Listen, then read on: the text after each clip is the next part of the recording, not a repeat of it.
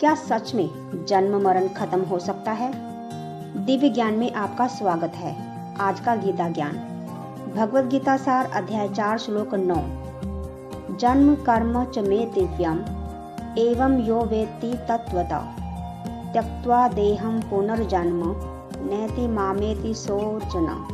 अर्थ, भगवान श्री कृष्ण कहते हैं, जो व्यक्ति मेरे जन्म और कर्मों की दिव्यता को समझ लेता है वह शरीर त्यागने के बाद पुनर्जन्म नहीं लेता बल्कि मुझे प्राप्त होता है। यह श्लोक बहुत गहरा आध्यात्मिक रहस्य बताता है।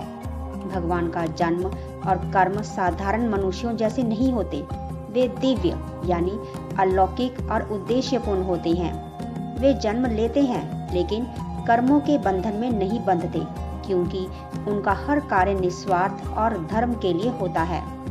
तत्वतः समझना मतलब सिर्फ कहानी जानना नहीं, बल्कि हृदय से अनुभव करना कि ईश्वर का हर कार्य कल्याण के लिए है और हमें भी वैसे ही निस्वार्थ कर्म करने चाहिए। जब व्यक्ति यह समझ लेता है तो उसका दृष्टिकोण बदल जाता है। वह कर्म करता है लेकिन मोह और फल की इच्छा से मुक्त होकर।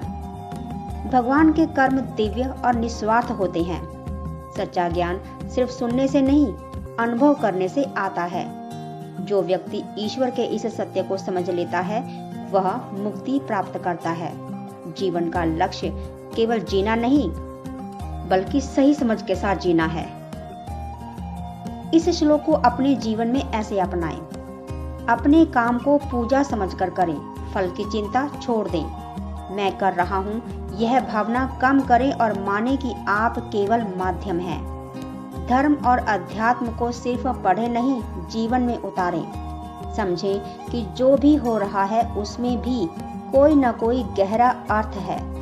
जब हम भगवान के दिव्य कर्मों को समझकर वैसे ही निस्वार्थ और जागरूक होकर जीने लगते हैं, तब हम जन्म मरण के चक्र से ऊपर उठ जाते हैं। धन्यवाद। फिर मिलते हैं अगले श्लोक की व्याख्या के साथ। जय श्री कृष्ण। श्री शिवाय नमस्तुभ्यम।